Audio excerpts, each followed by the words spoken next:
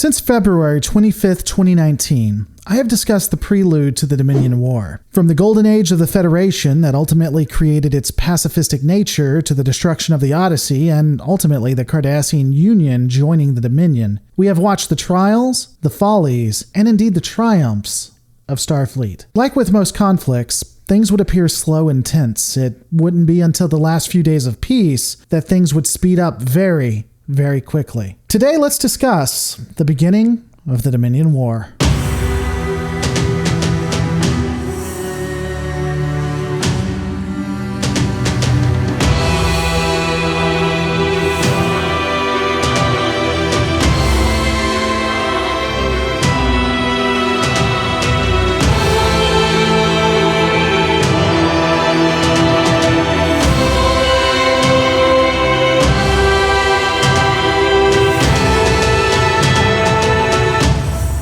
In the DS9 episode, A Call to Arms, we see that nerves are becoming more and more strained as everyone appears to be in a holding pattern. Starfleet officers are beginning to push for their family members not just to move off Deep Space Nine, but away from Bajor completely. Chief Miles O'Brien discusses sending his family to Earth. It's interesting to see the differences between the stationed officers and the civilians at this point. From everything we can see, the civilians are going about their business as if nothing was wrong, if nothing was happening. Well, with the exception of Quark, who begins buying yamak sauce, I'm assuming that he's hedging his bets. But ultimately, everyone is still acting as if nothing is wrong. Starfleet and Bajoran personnel, however, are all but certain the station is going to be attacked. O'Brien lamenting that he wishes the Dominion would just get it over with. On that score, certainly the Dominion was preparing for something large. They had begun signing non-aggression pacts with the Romulans, the Miradorn, and even the Tholians. These agreements ensured that the Dominion didn't have to worry about them. With these pacts, and the Dominion sending at least a convoy a week through the wormhole to Cardassia, Starfleet Command determined that the Dominion forces would no longer be allowed to continue to reinforce their Alpha Quadrant strongholds. Sisko and the crew of DS9 would have to set a plan in motion to begin mining the Celestial Temple. So, let's go ahead and address the elephant in the room. This is definitively an aggressive act on the side of Starfleet. On paper, Starfleet did start the war and arguably was as hostile as the Dominion in both its inaction to stop the attempted genocide of the Founders and its consistent breach of the borders that the Dominion had laid out. However, it is also disingenuous to say that the Dominion was not aiming to start the conflict and did not have designs on the Federation the entire time. Studying it from a purely third-party standpoint, the devious intent was certainly on the side of the Dominion. However, I do think that these events highlight how egotistical the Federation was and how unprepared Starfleet was to deal with an enemy that was as powerful as them. So, in the end, did Starfleet start the war? Yeah, they did.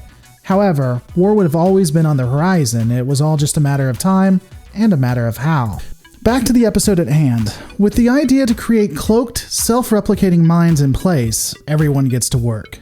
This brings up 2 points as well, though. First, so Starfleet can't utilize cloaking devices unless they strap them to a mine.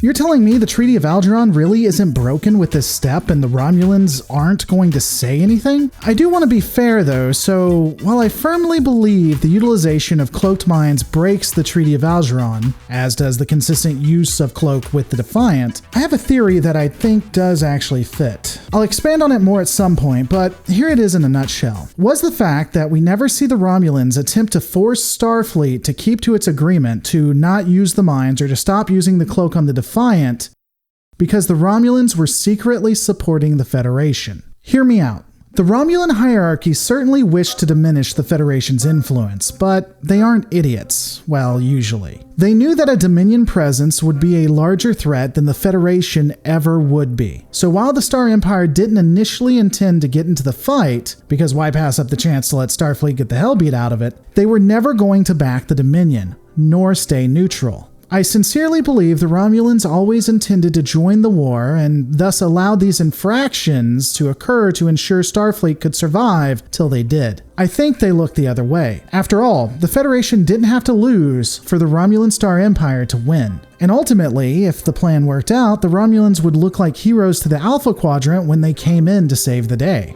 It's just a thought. Secondly, it's funny that when the Klingons tried to mine the Bajoran system in the DS9 episode Sons of Moog, that it was considered a bad and hostile action. Yet Starfleet doing it now is somehow admirable or heroic.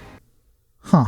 As preparations for the Dominion attack are underway, Odo stops all outbound communications from the station. Because a changeling cutting off access to the rest of the Alpha Quadrant is exactly what everyone would want, so why not? None of these provisions would be effective though, as the Dominion quickly finds out of Starfleet's plan and a Vorta is dispatched. Weyoun would soon arrive to the station. He's a little known character you guys will never see again, so don't worry about him. The Vorta orders Sisko to remove the minefield, or Weyoun states that the Dominion would do it for him. Sisko counters that Dominion reinforcements would not be allowed through the wormhole going forward. After it was made clear that neither side would back down, both Sisko and Weyoun would try to lull the other into a false sense of security. And of course, neither side would believe the other. So the plan was set. The Defiant would be out setting the mines, while Martok and his ship would watch the border. Once the Dominion comes across, the Rataran, that's Martok's ship, would defend the Defiant. Starfleet would not be able to send any ships as reinforcements, and we'll discuss that in a later episode. Sisko then approaches the ministers of Bajor and convinces them to sign a non-aggression pact with the Dominion. This ensures that Bajor will be neutral during the Dominion War, assisting whichever side is in control of Deep Space Nine and the wormhole. With the signing of the pact, Bajorans are forced to evacuate the station, which again, for those who want to say Starfleet isn't solely in control of Deep Space Nine, here's a question. If Bajor was to be neutral at the beginning of the series and they own the station,